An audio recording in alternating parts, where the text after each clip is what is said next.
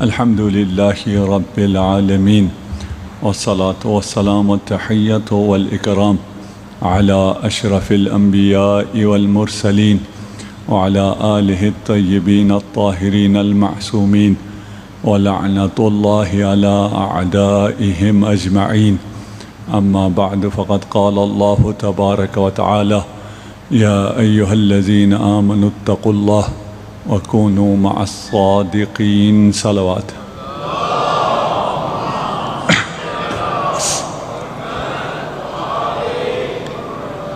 کچھ تاخیر سے پہنچا ہوں، اس کے لیے معذرت خواہ ہوں، اور بغیر مقدمے کے مناجات شروع کرتے ہیں۔ اسألک بسبحات وجہک۔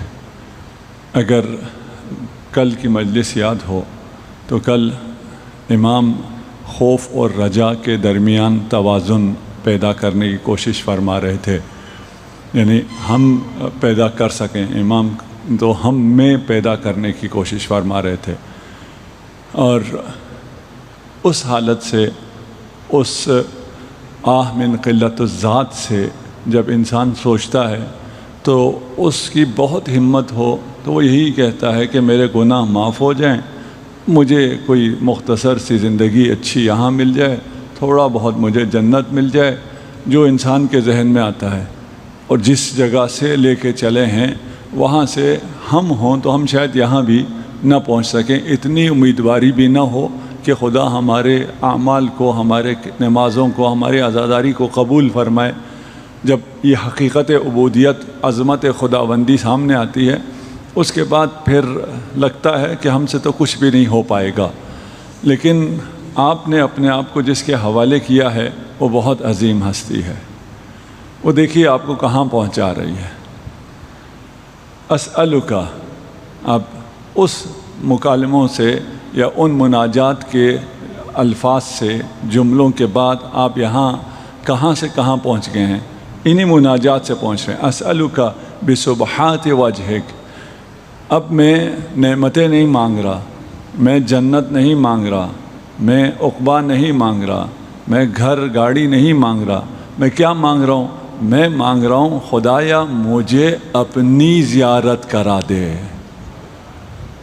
وہ بھی سبحات وجہک۔ یہ ان الفاظ کا ترجمہ ممکن نہیں ہے۔ وجہ اللہ آپ نے سنا ہے نا، وجہ، اپنے چہرے کی تجلی دکھا دے۔ میں کیا ترجمہ میرے پاس نہیں ہے، جو بھی ترجمہ کر رہا ہوں غلط ہے، کہ کہاں پہنچا دیا آپ کو، آپ کہاں پہنچ گئے ہیں۔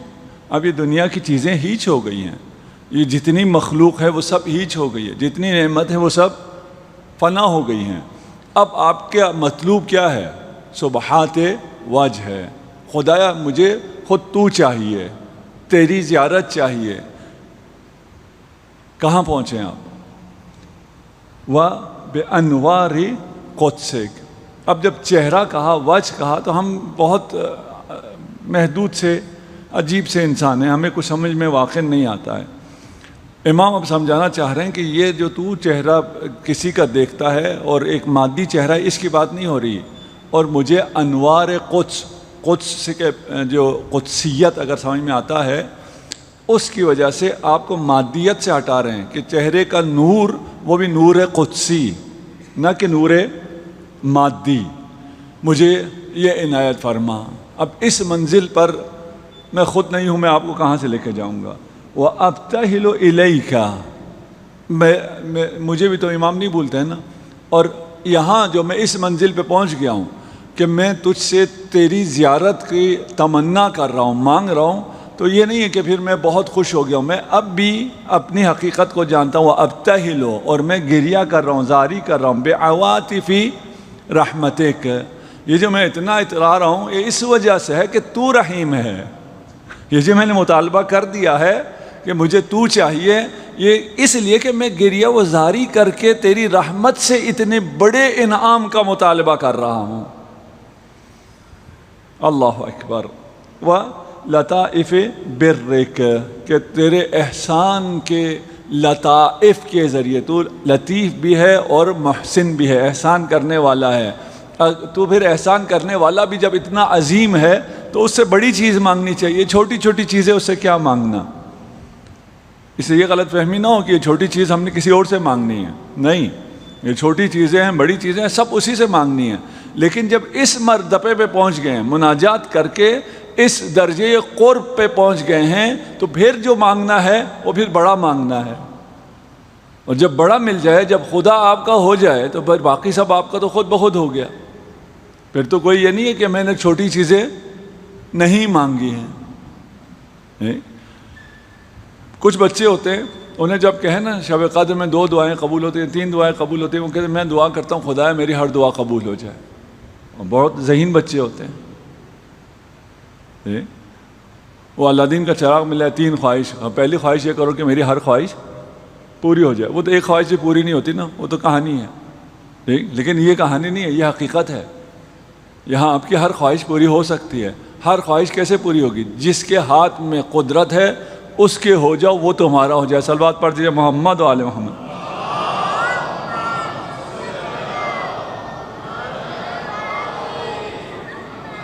اب یہ وجہ اللہ اور خدا کے چہرے کی زیارت، اور یہ پھر ایک مسئلہ ہے اور دقیق مسئلہ ہے۔ ہم امام حسین امیر المومنین سے کسی نے پوچھا کہ کیا آپ نے اپنے رب کو دیکھا ہے؟ امیر نے کیا فرمایا؟ میں ایسے رب کی عبادت نہیں کرتا جسے میں نے دیکھا نہ ہو، لیکن دیکھا اس آنکھ سے نہیں۔ وجہ اللہ سے مراد پھر کوئی چہرہ نہیں ہے کہ کہیں کہ یہ چہرہ۔ کسی کلاس میں کہتے ہیں ایک بچے ڈرائنگ کر رہا تھا، اس سے پوچھا ٹیچر نے کیا ڈرائنگ کرو؟ کہ میں خدا کو بنا رہا ہوں۔ کہا خدا کو آج تک کسی نے دیکھا نہیں ہے۔ کہنے لگا تھوڑی دیر بعد دیکھ لو گے، میں بنا جو رہا ہوں۔ یہ وجہ کی بات نہیں کر رہے۔ یریدون وجہ اللہ، یہ جو وجہ اللہ کو چاہتے ہیں، یہ اس کا کیا مطلب ہے؟ یا الا ابتغاء وجہ ربہ الاعلی، اس کا کیا مطلب ہے؟ یہ دوسری آیت مال کے بارے میں۔ آپ جو مال خرچ کرتے ہیں وہ کیوں خرچ کرتے ہیں؟ نہ آپ ثواب کے لیے، نہ جنت کے لیے، نہ لوگوں کی داد کے لیے، نہ شہرت کے لیے، کچھ بھی نہیں۔ کس لیے؟ صرف ابتغاء وجہ ربہ الاعلی، رب اعلیٰ کی خوشی کے لیے، اس کے وجہ کے لیے۔ اگر کوئی اس حوالے سے وجہ اللہ کے لیے، تقرب الہی کے لیے مال خرچ کرتا ہے، تو کون زیادہ قریب ہوگا؟ آج آپ کو الحاج محمد بہبہانی کی طرف سے نظر ملے گی، نیاز ملے گی، خدا ان کے حاجات کو پورا فرمائے۔ یہ اس پہ یہ دیکھا جائے گا کتنی دیگیں ہیں اور کتنا خرچ ہوا ہے؟ نہیں۔ شاید ابھی میں آ رہا تھا، کچھ اور ایک برادر اور بھی نیاز بنا رہے تھے۔ کیا بنا رہے تھے میں نے نہیں دیکھا، میں دیر ہو گئی تھی، جلدی میں آ رہا تھا۔ جس کا اخلاص زیادہ ہوگا اس کو زیادہ مرتبہ ملے گا۔ ایسا نہیں ہے کہ جس کا مال زیادہ ہوگا، جس نے جو چیز بر وقت خرچ کی ہوگی۔ ایک شخص نے وصیت کی کہ یہ میرا باغ ہے اور اس باغ کے سارے کھجور میرے بعد رسول خدا محمد مصطفیٰ صلی اللہ علیہ وسلم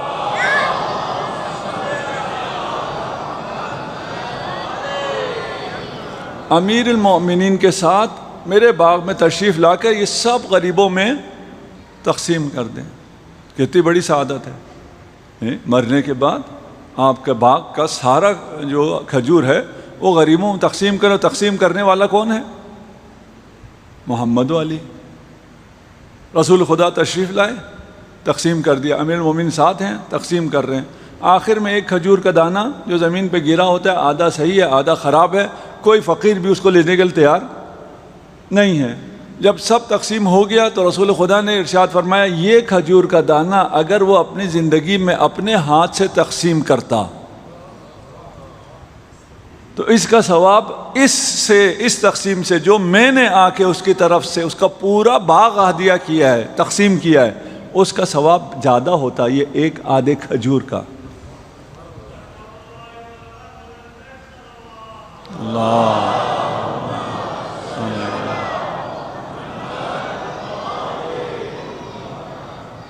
ہمارے ہاں تو اس کا بھی رواج نہیں ہے۔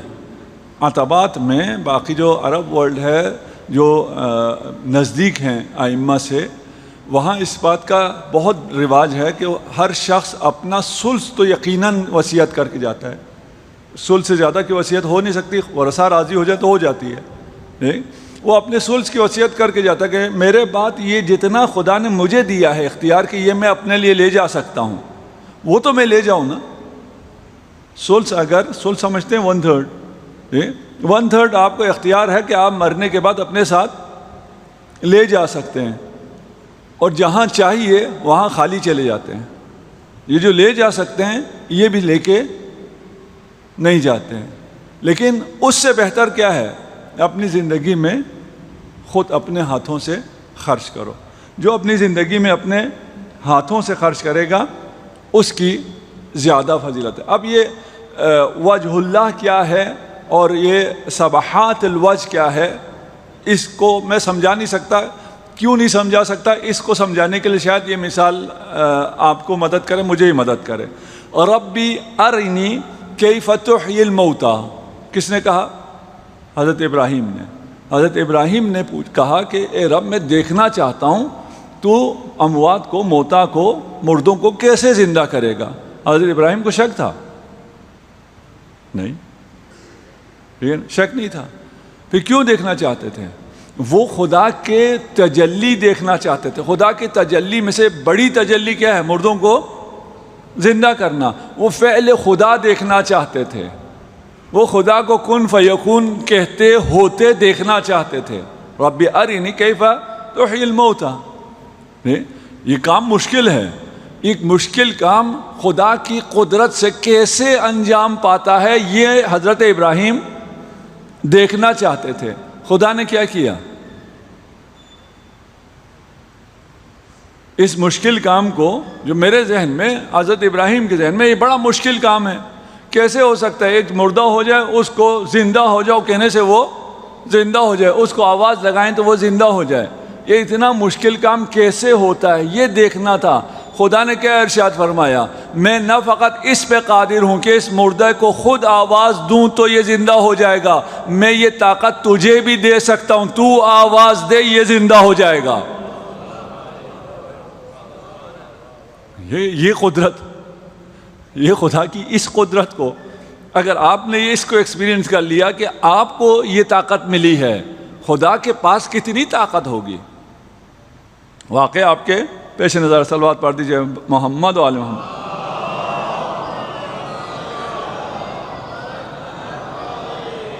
سبغات الوجہ اللہ کا کیا مطلب ہے؟ میں اس اعتراف کے ساتھ کہ میں نہ سمجھا سکتا ہوں نہ سمجھ سکتا ہوں، کوشش کر رہے ہیں ہم لوگ مل کے کہ کچھ تو سمجھے نا امام کیا فرما رہے ہیں.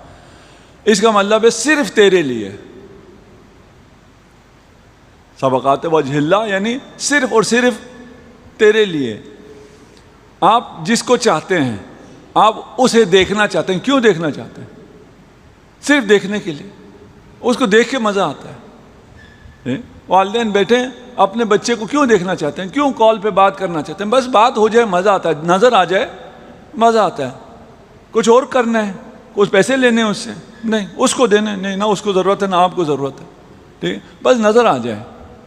اور اگر کوئی آپ کو تحفہ لا کے دیتے ہیں، اگر آپ کو پھول کا ایک گلدستہ لا کے دیتے یا ایک پھول کی شاخ ہی لا کے دے دے، کیا قیمت کیا ہے؟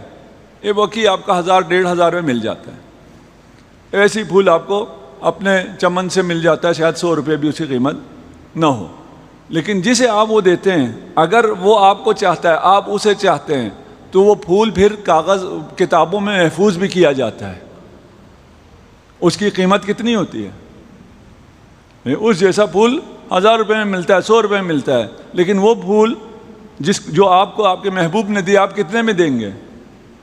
دیں گے ہی نہیں. وہ پرائس لیس ہو جاتا ہے. کیوں؟ اس لیے کہ یہ پھول صرف میرے لیے تھا. اس کی قیمت صرف اس لیے زیادہ ہو گئی کہ یہ صرف میرے لیے تھا، مجھے دیا گیا ہے.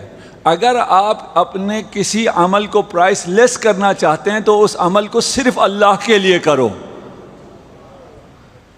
آپ کے عمل کی قیمت بہت زیادہ ہو جائے گی. شاید پتہ نہیں ہم کہیں پہنچے یا نہیں پہنچے. ان تحقق ظنی بما اؤملہ. اب یہاں سے کیا ہو رہا ہے؟ آپ کو اپنی حقیقت، ایک بیلنس شخصیت دلانے کے بعد آپ کے شخصیت میں توازن لانے کے بعد، خوف اور رجا میں توازن، آپ کی شخصیت میں توازن ہے، آپ کے سوچنے کے انداز میں توازن ہے۔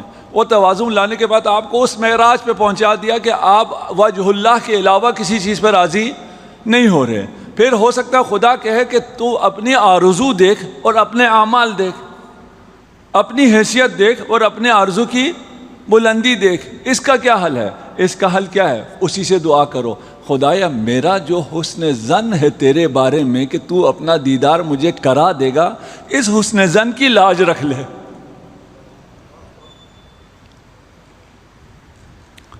اللہ اکبر۔ من جزیل اکرامک، ابھی بھی نہیں ہوا؟ کیوں میں تیرے حسن ظن کی کہ میں تجھے دیدار کرا دوں گا۔ دیدار سمجھ لیں، ہاں یہ مادی دیدار نہیں کہہ رہے، فزیکل باتیں نہیں کر رہے۔ میں آسان کرنے کے لیے وہ سبقات وجہک کو دیدار کا ترجمہ کر رہا ہوں۔ یہ بتا رہا ہوں آپ کو ترجمہ غلط ہے، نہ اردو میں نہ عربی میں اتنی وسعت ہے ہی نہیں کہ اللہ کی چیزوں کو ہمارے سامنے بیان کیا جا سکے۔ میں کہا یہ انشاءاللہ ہم سمجھتے ہی نہیں ہیں۔ علم خدا، یہ غلط ہے۔ ہم سمجھتے ہیں جس طرح ہم عالم ہیں ویسے خدا عالم ہے۔ یہ علم خدا ہمارے علم کی طرح نہیں ہے، سب کچھ غلط ہے۔ لیکن اس کے لیے جو وہاں پہنچے، اب یہ جو کہہ رہا کہ میں نے جو حسن ظن رکھا، میں نے یہ توقع رکھی ہے نا، اس توقع ہی کو پورا کر لے۔ من جزیل اکرامک و جمیل انعامک، اس لیے کہ تو کریم ہے، تو بہت خوبصورت انعام دینے والا ہے، نہ کہ میں مستحق ہوں۔ تو بڑا انعام دینے والا ہے تو تجھ سے بڑا مانگوں گا نا، نہ کہ میں مستحق ہوں، میں مستحق نہیں ہوں۔ اور پھر تو نے خود کہا ہے انا عند ظن عبدی المؤمن، جو میرا مومن ہے وہ میرے بارے میں جیسا گمان کرے گا میں ویسا ہوں۔ وہ مجھے رحمان کہے گا میں رحمان ہوں، وہ مجھے رحیم کہے گا میں رحیم ہوں، وہ مجھے غفار کہے گا میں غفار ہوں، وہ مجھے ستار کہے گا میں ستار ہوں۔ آپ کہتے جاؤ وہ ایسا ہوتا جائے گا۔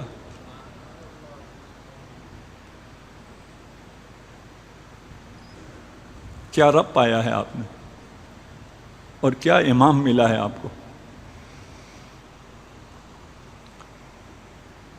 پھر کیا مانگ رہے ہیں؟ فی القربى منک والزلفى لدیک۔ اب کیا چاہیے؟ اب دیدار مل گیا، اب تیرے پاس سے جانا نہیں ہے، اب تقرب چاہیے، اب قربت چاہیے۔ اب جانے والا میں نہیں ہوں، یعنی کہ ایک دفعہ دیکھ لیا پھر اب اگلے سال آئیں گے محرم میں، نہیں، اب میں جانے والا نہیں ہوں۔ ایک دفعہ مجھے فرش اعضا مل گئی، مجھے حسین مل گیا، حسین اب میں جانے والا نہیں ہوں، مجھے قربت چاہیے۔ لیکن مسئلہ یہ کہ یہ قربت کہتے کسے ہیں؟ قربتاً اللہ کرتے ہیں نا کام ہم۔ میں شروع کے ایک آدھ مجلس میں شاید کوئی اشارہ کیا ہو، مجھے یاد نہیں ہے۔ یہ تمام چیزیں ایک حقیقت تک پہنچا رہی ہیں، کیونکہ ایک حقیقت تک پہنچاتی ہیں، یعنی ایک رب تک آپ کو پہنچا دیتی ہیں، ایک کمال مطلق تک آپ کو پہنچاتی ہیں۔ تو یہ ساری باتیں مشابہ چل رہی ہیں، یہ سب آپ کو مدد کریں گی۔ مقصد ایک ہی ہے، آپ کو خدا تک پہنچانا ہے، اور خدا تک پہنچا کے آپ کو خدا کا قرب دلانا ہے، آپ کو دنیا و آخرت کی ہر نعمت دلانی ہے۔ فی القربى منک والزلفى لدیک۔ اب یہ زلفا کسے کہتے ہیں؟ قرب کو کہتے ہیں، تقرب کو کہتے ہیں۔ یہ ہے کیا؟ یہ وہ ہے جو مشرکین بھی مانتے ہیں، وما نعبدهم الا لیقربونا الی اللہ زلفا۔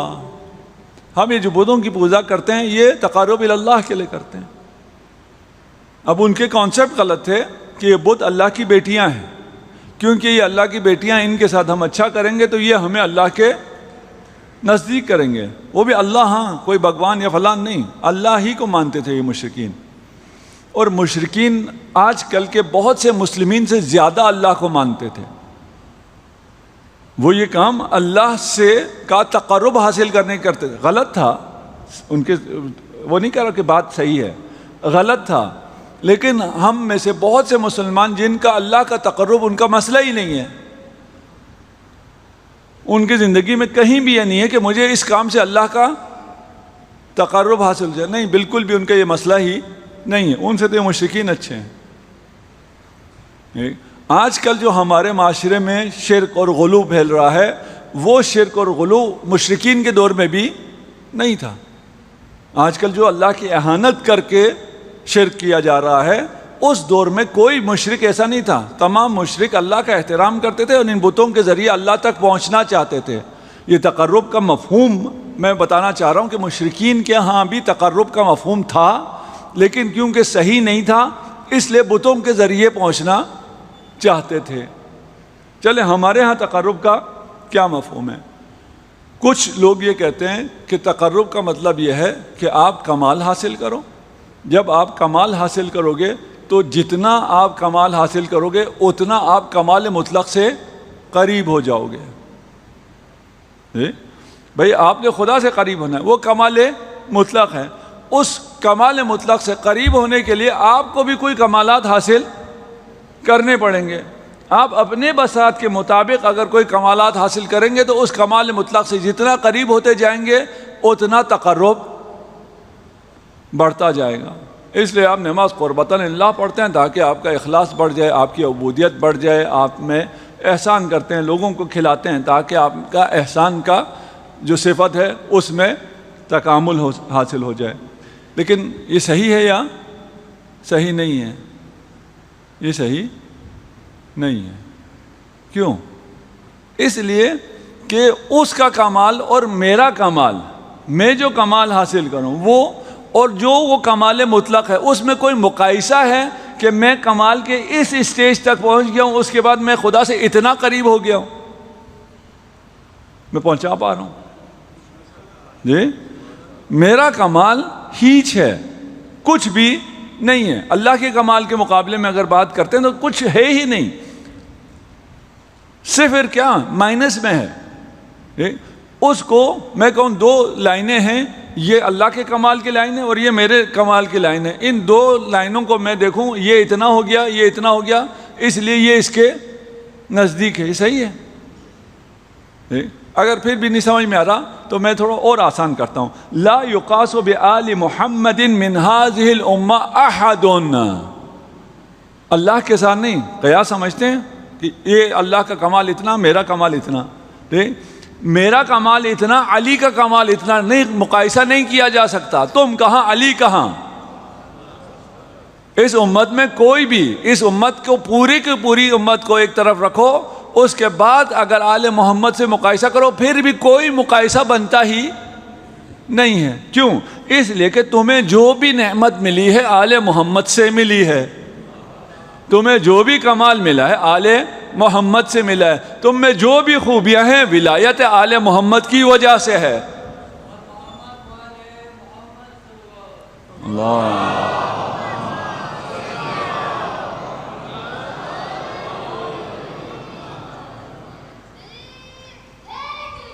یا اللہ۔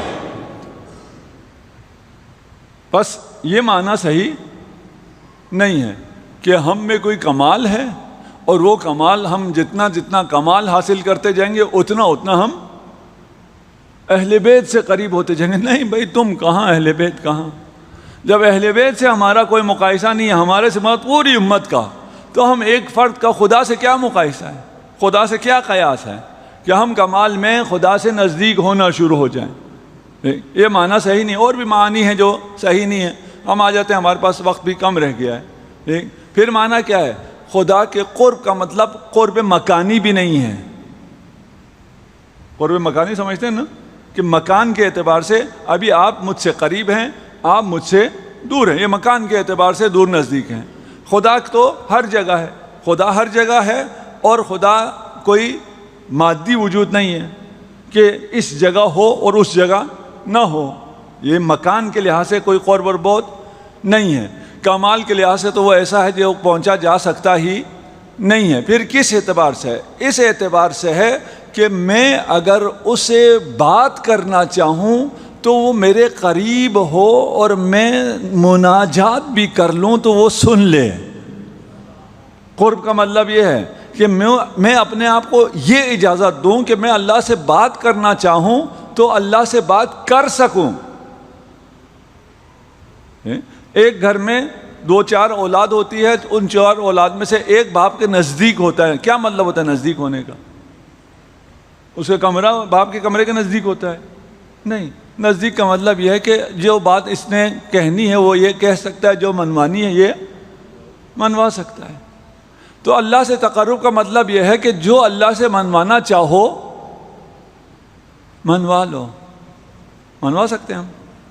اس نے خود کہا ہے ادعونی استجب لکم، مانگو مجھ سے، منوا لو مجھے جو منوانا ہے. جو مانگو گے میں دوں گا. سچا وعدہ ہے یا نہیں؟ سچا وعدہ ہے. تو ہم مانگتے ہیں تو ملتا ہے. ہم مانگتے ہیں ملتا ہے. سب کچھ سب کچھ. یہ ایک خوش نصیب بیٹھے، باقی ہماری اتنی دعائیں ہیں وہ پوری نہیں ہوتی. حقیقت تو یہ ہے نا، یہ نا. ابھی ہم اس کے علاوہ بات کر رہے ہیں بھائی یہ ادعونی استجب لکم، یقیناً ایسا ہے، صحیح ہے، لیکن پریکٹیکلی اگر دیکھیں تو پھر دعائیں قبول نہیں ہوتی. اب ہمارے پاس آ جائیں، میں اتنے سالوں سے دعا کر رہا ہوں فلاں، ہم آپ کو پھر بہت سی چیزیں نکال دیں گے. تم دعا کرتے ہوئے اخلاص نہیں ہیں، تم دعا کرتے ہوئے پتہ نہیں مال حلال کھایا، حرام کھایا، کیا کیا، ہم بہت سی چیزیں نکال لیں گے.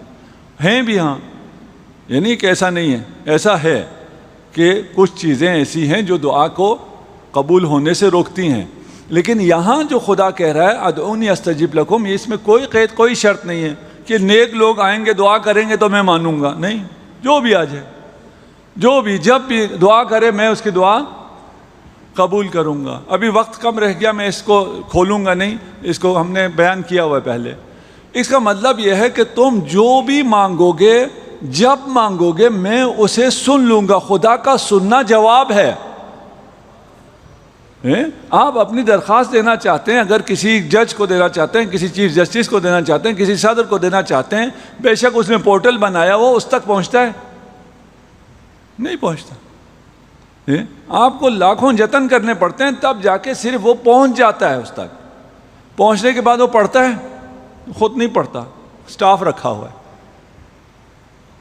ہے.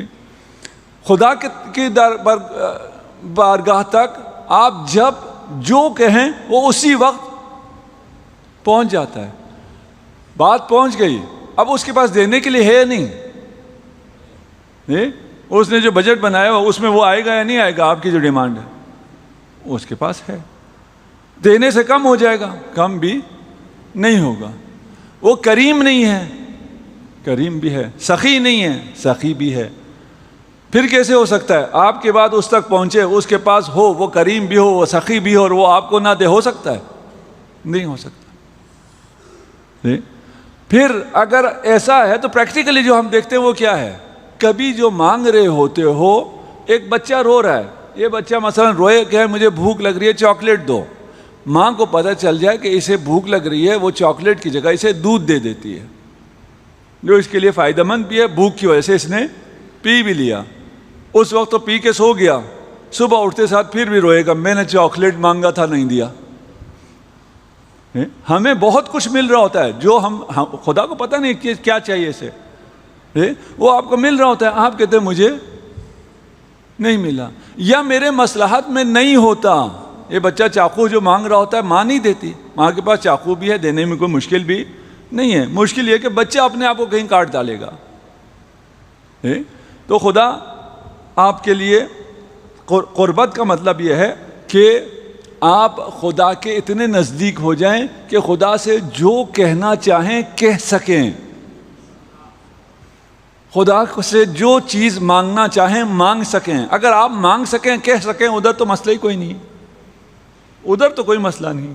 سارا مسئلہ ہماری طرف سے، ہمارے اینڈ سے ہے. دیکھیں پھر کہاں پہنچا رہے ہیں. وَالتَّمَتُّعِ بِالنَّظَرِ إِلَيْكَ.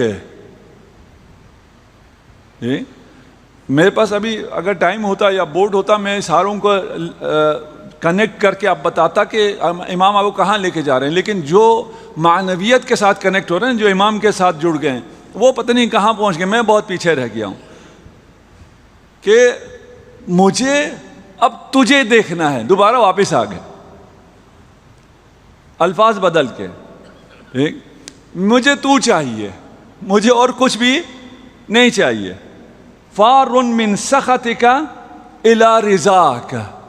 ابھی کچھ دیر پہلے تو بھاگنے کی باتیں کر رہا تھا, توبے کی باتیں کر رہا تھا, استغفار کی باتیں کر رہا تھا, پتہ نہیں کیا کیا کر رہا تھا. ہاں بھاگنے والا ہوں, لیکن بھاگ کر تجھ سے بھاگ کر تیرے پاس ہی آؤں گا, کہیں اور جانے والا نہیں ہوں. اس لیے کوئی اور جگہ ہی نہیں ہے, کوئی ایسی جگہ نہیں ہے جہاں تو نہ ہو کہ میں یہاں سے بھاگ کے وہاں چلا جاؤں. جب اس حقیقت کو میں نے درک کر لیا تو میں اگر بھاگ رہا ہوں تو تیرے غضب سے بھاگ رہا ہوں, تیرے سخط سے بھاگ رہا ہوں. کس کی طرف بھاگ رہا ہوں؟ تیری رحمت کی طرف بھاگ رہا ہوں. یا ارحم الراحمین فی موضع العفو والرحمہ, موضع عفو و رحمت میں ارحم الراحمین ہے. واشد المعاقبین فی موضع النکال والنقمہ, جب سزا دینے کے لیے آئے تو پھر بدترین سزا دینے والا ہے, جب رحمت کرنے پر آئے تو پھر ارحم الراحمین ہے. میں اس اشد المعاقبین سے بھاگ کر ارحم الراحمین کی طرف آ رہا ہوں. میں تجھ حارب منک الیک, بھاگ رہا ہوں, فرار کر رہا ہوں, حارب ہوں. کس سے؟ من کا الیک, تجھ سے تیری طرف بھاگ رہا ہوں. راجن احسن ما لدیک, امید رکھتا ہوں. پھر آپ کے رجا آ گئی, امید آ گیا, اس امید سے کہ جو تیرے پاس بہترین ہے, بہترین تیری رحمت ہے, وہ تو مجھے دے دے گا. اب یہاں ایک بحث ہے, اسے ہم یہاں چھیڑیں گے نہیں, لیکن آپ کے ذہن میں رہے. ہمارا عقیدہ ہے کہ صفات خدا, مخصوصاً صفات ذاتیہ, عین ذات خدا ہیں. یہ اپنے کہیں نہ کہیں کچھ بچوں نے سنا ہوا ہوگا, بزرگوں نے تو سنا ہوا ہے. ٹھیک, اس کا مطلب یہ ہے کہ یہ جو مرتبہ توحید ہے اور مکتبہ اہل بیت کے پاس ہے, یہ مرتبہ توحید اس تک پہنچنا دور کی بات, یہ باقی لوگوں نے ابھی تک سمجھا بھی نہیں ہے. جیسے امیر المومنین کی توحید ہے, امام سجاد کی توحید ہے, اسے دیکھ کے اس جیسا کلام بھی آج تک کوئی نہیں بنا سکا. وَإِلَّا تو آج کل کاپی پیسٹ تو بہت ہو رہا ہے, پہلے بھی بہت ہوا ہے. اچھے شعراء نے شعر کے ہیں, اس کو دیکھ کے دوسروں نے بھی اس قسم کے شعر کے ہیں, کچھ نے اس سے بہتر بھی کہہ دیے ہیں. لیکن یہ توحید جو ائمہ بیان فرماتے ہیں, اس کو دیکھ کر بھی کوئی اس قسم کی توحید بیان نہیں کر سکا ہے. اور جو صفات کا عین ذات ہونا ہے, اگر زائد بر ذات ہو تو اس کا کیا نقصان ہے, وہ ابھی ہم انشاءاللہ پھر کسی دن جب توحید پہ گفتگو کریں گے تو بات کریں گے. صلوات پڑھ دیجئے محمد و آل محمد.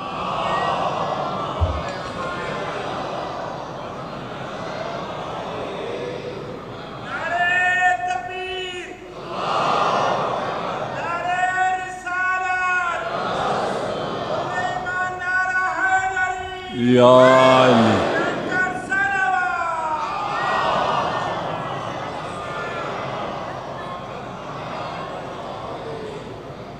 بڑا اعتماد آ گیا آپ میں, یا آپ میں بڑا اعتماد آ گیا. بڑی بڑی آپ لوگوں نے ڈیمانڈ شروع کر دی, آپ نے بہت بڑا سوچنا شروع کر دیا ہے. ادھر سے اللہ کے پاس سے اللہ کے جمال, اللہ کی دیدار, اللہ کی زیارت, اللہ کا قرب, اللہ کا زلفہ, وہاں سے نیچے آ ہی نہیں رہے. اتنا اعتماد کہاں سے ہے؟ معول علی مواہبک. اللہ اگر یہ اعتماد آیا ہے تو یہ اعتماد بھی تو نے دیا ہے. تیری جو نعمتیں ہیں, تیرے جو احسانات ہیں, ان پر اعتماد کر کے یہ ڈیمانڈ کر رہا ہوں. مفتقر الی رعایتک, لیکن ہوں ابھی بھی محتاج. اعتماد آ گیا ہے لیکن تیرا محتاج ہوں. الہی ما بدأت به من فضلک فتممہ. پھر دوبارہ ذرا نیچے آ گئے ہیں. کیوں نیچے کیوں آئے ہیں؟ جو رہ گئے ہیں ان کو ساتھ شامل کر رہے ہیں. جو ابھی پہنچ گئے وہاں وہ عیش کرے, جو رہ گئے ہیں امام ان کو بھی دوبارہ لینے کے لیے واپس آئے ہیں. الہی ما بدأت به من فضلک, جو تو نے فضل شروع کیا ہے نا, میں اس لائق تھا کہ مجھ پہ فضل ہوتا, میں اس لائق تھا کہ مجھے عدم سے وجود بخشا تو نے، میں اس لائق تھا کہ مجھے اسلام کی نعمت سے نوازا، میں اس لائق تھا کہ مجھے ایمان عطا فرمایا، میں اس لائق تھا کہ مجھے خاتم الانبیاء والمرسلین عطا فرمایا، میں اس لائق تھا مجھے قرآن دیا، مجھے علی دیا، مجھے حسن دیا، مجھے حسین دیا، مجھے مہدی کے پیروکاروں میں سے بنایا، منتظرین میں سے بنایا۔ نہیں، میں نہیں تھا، بس جو فضل اور نعمتیں دینا شروع کی ہے اس فضل کا سلسلہ جاری ساری رکھ، اس کو تمام فرما۔ وَمَا وَهَبْتَ لِي مِن كَرَمِكَ فَلَا تَسْلُبْهُ، اور اپنے کرم سے جو کچھ مجھے دے رکھا ہے وہ مجھ سے نہ واپس نہ لے۔ دیا اس لیے تو نہیں تھا نا کہ میں مستحق ہوں، میرا استحقاق ہے، تو بس پھر رہنے دے میرے پاس۔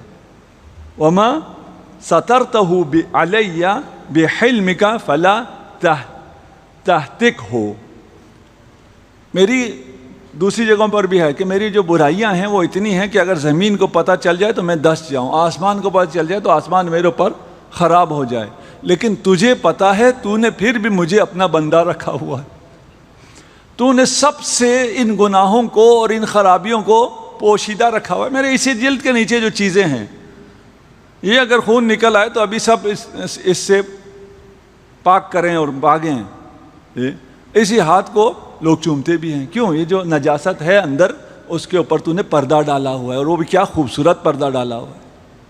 یہ جو پردہ تو نے ڈالا ہوا ہے، اس پردے کو اپنے حلم سے قائم رکھ۔ وَمَا عَلِمْتَهُ مِنْ قَبِيحِ فِعْلِي فَاغْفِرْهُ، اور میرے جو گناہ تجھے معلوم ہیں اور کسی کو تو نہیں بتائے، صرف تو جانتا ہے، تو معاف بھی کر دے۔ اب دیکھیں، آپ ناز کرنے پہ آ گئے، اللہ سے اتنے قریب ہو گئے نا، اب آپ ناز کرنا شروع کر دیا آپ نے کہ صرف تجھے پتہ ہے میں برا ہوں، تو نے کسی اور کو نہیں بتایا، تو نے پردہ پوشی کر لی، تو اب تھوڑا سا اور ناز کرنے کا مجھے حق ہے، اس کو معاف بھی کر دے، میرے نام عمل سے اسے مٹا دے۔ الہی استشفعت بک الیک، میں طلب شفاعت کرتا ہوں تجھ سے کہ تو تیرے اپنے لیے میرا شفیع بن جا۔ اللہ شفیع بن رہا ہے، اللہ کو آپ شفیع بنا رہے ہیں، کس کے لیے؟ آپ اہل بیت کو شفیع بناتے ہیں کہ میری سفارش اللہ سے کریں، ابھی آپ اللہ کو شفیع بنا رہے ہیں کہ میری سفارش آپ اپنے آپ سے کریں۔ بہت ناز شروع ہو گیا نا یہ تو، میں نے اور کسی کی سفارش کیا لانی ہے، میں آپ کو ہی اپنا سفارشی بنا رہا ہوں۔ شفع جانتے ہیں کسے کہتے ہیں؟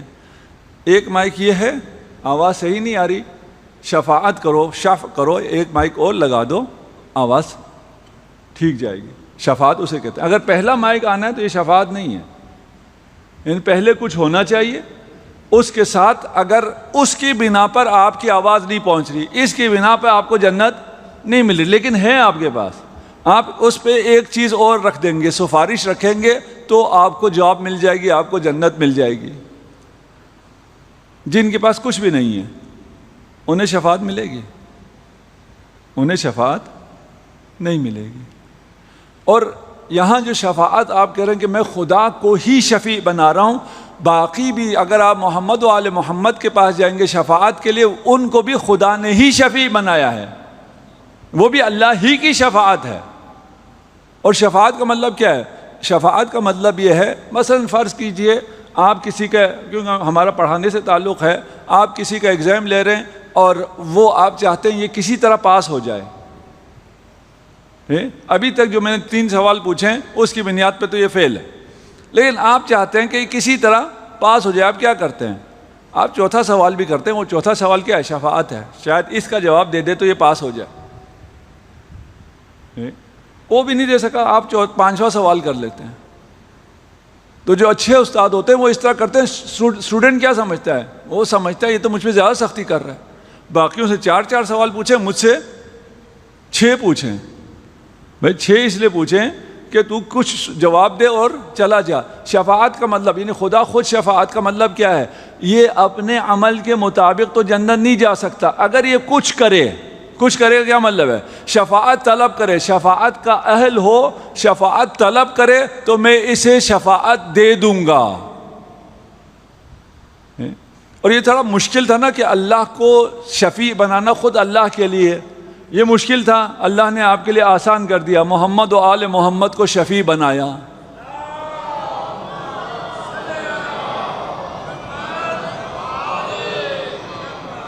ہم ابھی مسجد الکوثر میں بیٹھے ہوئے ہیں۔ الکوثر جناب سیدہ کے ناموں میں سے ایک نام ہے، الکوثر صرف جناب سیدہ ہے، خیر کثیر صرف جناب سیدہ ہے، شافع محشر ہیں، محشر میں شفاعت کریں گی، اور کس طرح لے جائیں گی؟ چن چن کر اپنے شیعوں کو لے جائیں گی، لیکن ہمیں اس چناؤ میں آنا پڑے گا۔ اگر اس چناؤ میں آئیں گے تو ہم چنے جائیں گے۔ اور اہل بیت سے ہے، وقت آگے میں صرف ترجمہ پیش کر رہا ہوں کہ قیامت کے دن اتنا کر کے آؤ کہ ہم تمہیں پہچان لیں۔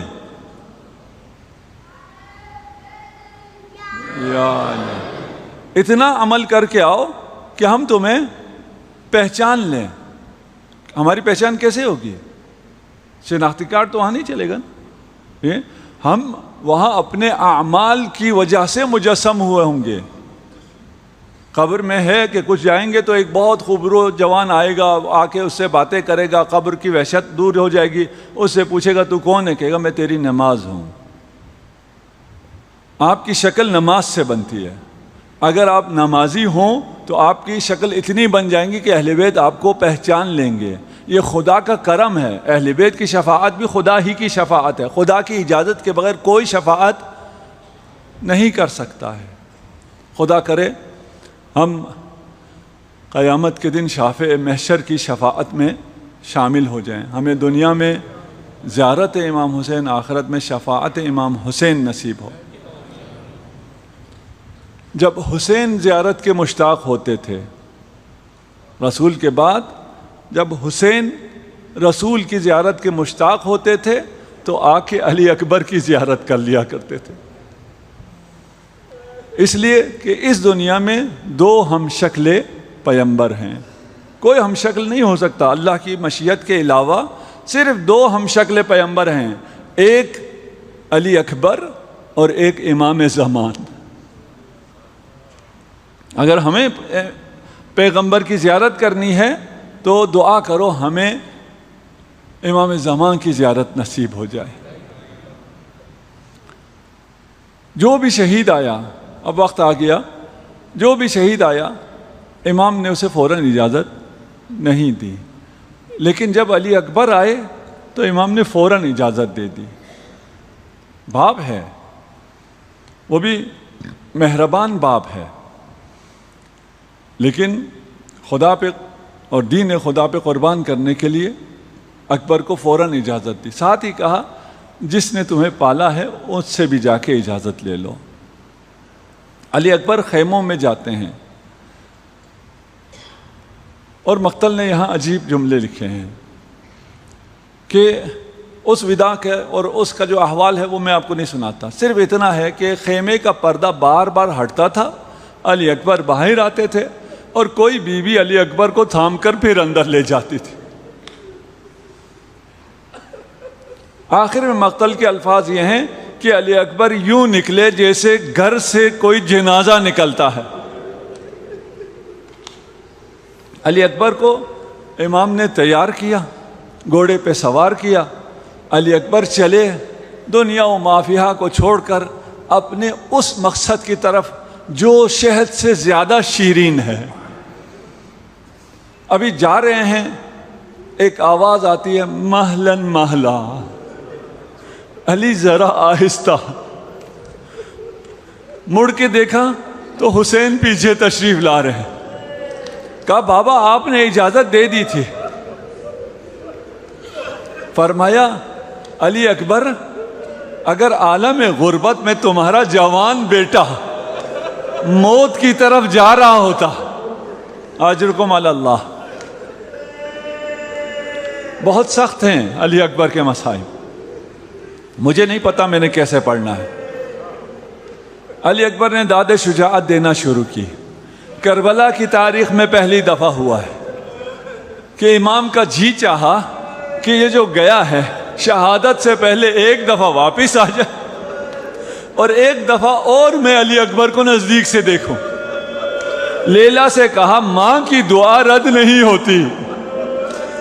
امام کی تمنا دیکھیے، خود مستجاب الدعوات ہیں لیکن ماں کو شفیع بنا رہے ہیں. ماں کی دعا رد نہیں ہوتی، دعا کرو مجھے ایک دفعہ اور رسول کی زیارت نصیب ہو جائے. رباب نے ہاتھ اٹھائے، یا راد یوسف الی یعقوب، اے یعقوب، یوسف کو یعقوب سے ملانے والے، فخر یوسف کو حسین سے ملاتے. ماں کی دعا قبول ہوئی، جوان بیٹا واپس آیا. میں نہیں جانتا، مقتل میں بھی نہیں لکھا کہ جو جوان جنگ کرنے گیا ہو اور کئی دیر سے جنگ کر رہا ہو اس کے جسم پہ کہاں کہاں زخم ہوں گے، اور بوڑھے باپ نے ان زخموں کو کیسے دیکھا ہوگا. اور جب اکبر آئے تو اکبر نے ایک جملہ کہا جس نے قلب حسین میں آگ لگا دی، بابا العطش قد قتلنی، پیاس مجھے مارے جا رہی ہے. اس لشکر کو تو میں دیکھ لوں گا، اس میں سے کوئی ایسا نہیں ہے جو مجھے مار سکے، لیکن پیاس مجھے مار رہی ہے، پانی کا ایک گھونٹ اگر مل جائے.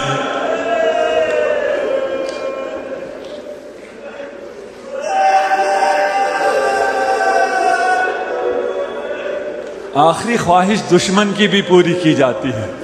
جوان بیٹا آخری خواہش کر رہا ہے، وہ بھی آخری خواہش پانی کا ایک گھونٹ ہے.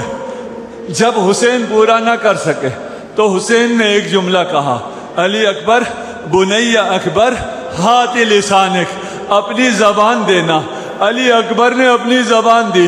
اگلے ہی لمحے کہا، بابا آپ کی زبان پر میری زبان سے زیادہ کانٹے پڑے ہوئے ہیں. اجرکم علی اللہ.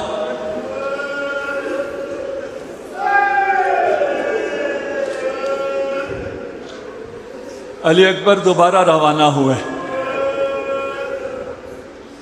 یہ روانگی بھی اتنی ہی سخت ہے، میں نہیں پڑھ رہا.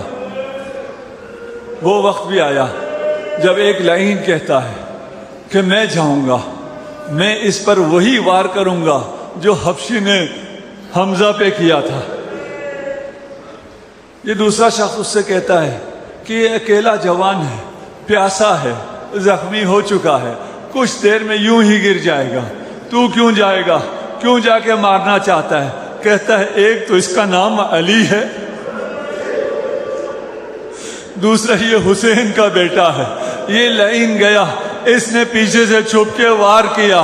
فرق علی اکبر شگافتہ ہوا.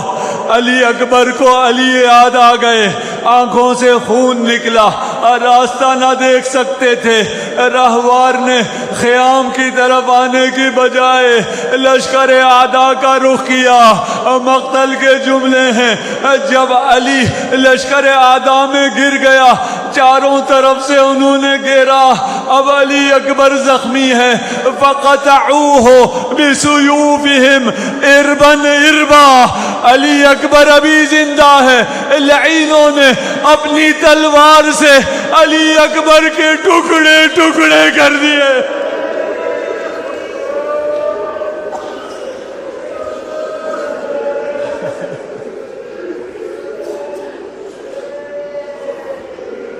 علی اکبر زمین پر آئے.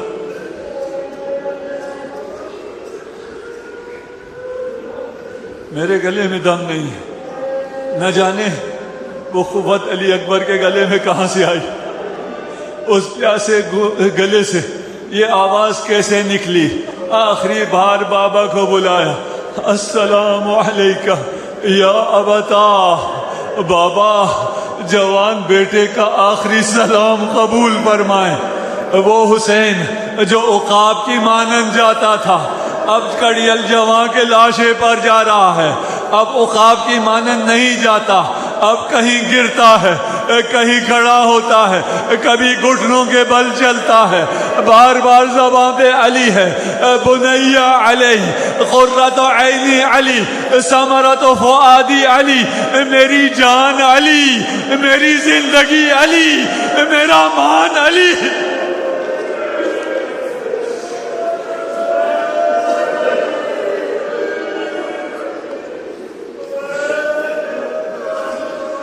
اجرکم علی اللہ.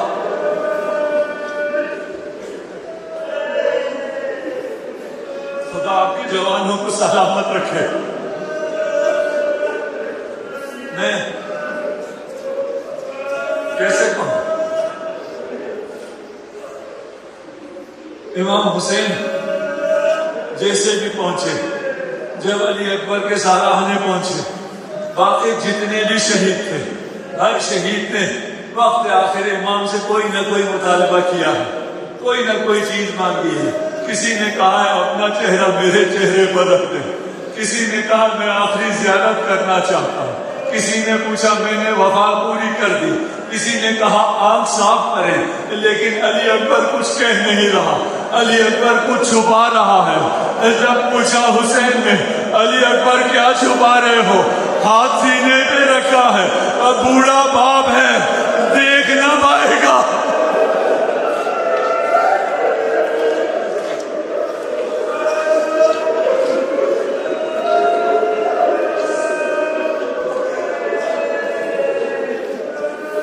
سکینہ بنت الحسین راوی ہے، مجھے نہیں پتا سکینہ نے کہاں سے دیکھا، کیسے دیکھا. سکینہ راوی ہے کہ جب بابا علی اکبر کے پاس پہنچے تو بابا میں اتنی بھی سٹک نہ رہی کہ علی اکبر کے ساتھ بیٹھ سکے. ایک طرف علی اکبر لیٹے تھے، ایک طرف بابا لیٹ گئے. علی اکبر بھی ایڑیاں رگڑ رہے تھے، امام حسین بھی ایڑیاں رگڑ رہے تھے. علی اکبر اس لیے ایڑیاں رگڑ رہا تھا کہ سینے میں برچی کا پھل تھا، جان جا رہی تھی، بدن ٹکڑے ٹکڑے ہو گیا تھا. اور حسین اس لیے ایڑیاں رگڑ رہا تھا کہ ہم شکل پیغمبر جا رہا تھا.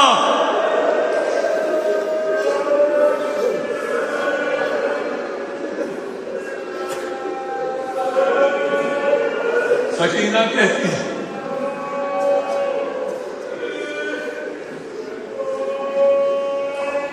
ابھی یختنع و یشحق. یختنع کا مطلب ہے اگر آپ نے کسی کورونا کے مریض کو دیکھا ہو، اس کی سانسیں جب بند ہوتی ہیں اور وہ آخری سانسیں لے رہا ہوتا ہے تو اسے خفقان کہتے ہیں. ابھی یختنع، بابا سانس نہیں لے پا رہے تھے، بابا زندہ نہیں رہ پا رہے تھے. وہ یشحق، اور بابا کی آواز سینے میں گھٹ کے مر رہی تھی، بابا بول نہیں پا رہے تھے. اس حالت میں ایک جملہ بولا، بنی علی علی الدنیا بعدک العفا. کیسے ترجمہ کروں؟ وہ حسین جس سے اس کائنات کی زندگی ہے، جس سے اس دنیا کی روشنی ہے، وہ کہتا ہے علی تیرے جانے کے بعد یہ دنیا حسین پہ تاریک ہو گئی، کاش حسین یہ منظر نہ دیکھا.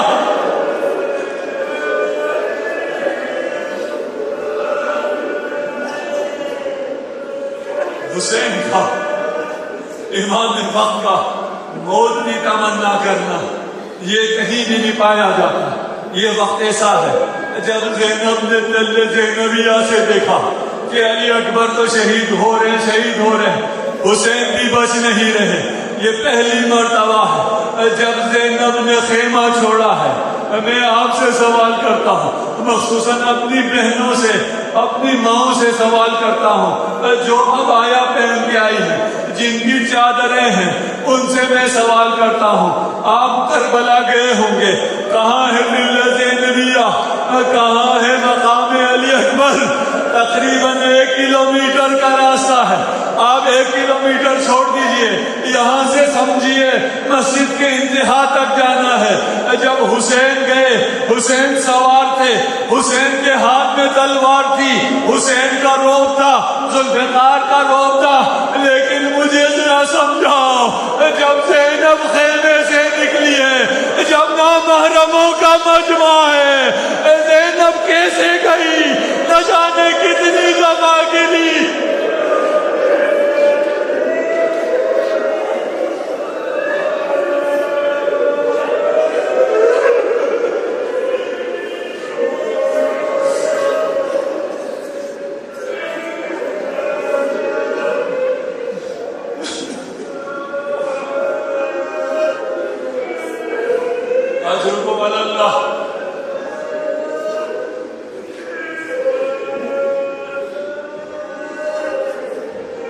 بس آخری جملے.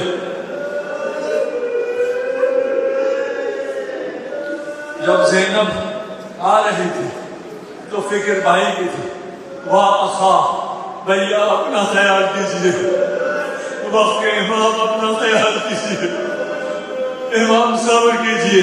لیکن جب زینب نزدیک پہنچی، جب علی اکبر کی حالت دیکھی کہ علی اکبر کے ٹکڑے ٹکڑے ہو گئے ہیں، بھائی کا نام بھول گئی. باپ اپنا اخا اپنے آپ کو علی اکبر پر گرا دیا. اب بوڑھا باپ ایسا لاش نہیں دیکھ سکتا. جب حسین نے دیکھا زینب آ گئی ہے، اب تک کا غم بھول گئے. فرمایا زینب تجھ سے بہتر کون جانے کہ میں اکبر کو کتنا چاہتا تھا، اکبر میرے لیے کتنا عزیز تھا. لیکن زینب تیری چادر تیرا پردہ مجھے اکبر سے زیادہ عزیز ہے. زینب واپس چلی جا. زینب کو واپس پہنچایا. پھر جب اکبر کی لاش اٹھانے کو آئے، اب لاش اٹھانے کے لیے نہ قاسم ہے نہ عباس ہے، اب کوئی مدد کے لیے نہیں ہے. اب بوڑھے باپ سے لاشا بھی نہیں اٹھتا. اب مقتل میں پہلی بار اور آخری بار ہوا. خیمے کی طرف رخ کر کے فرمایا بنی ہاشم کے بچوں حسین کی مدد کو. بوڑھا باپ جوان کا لاشا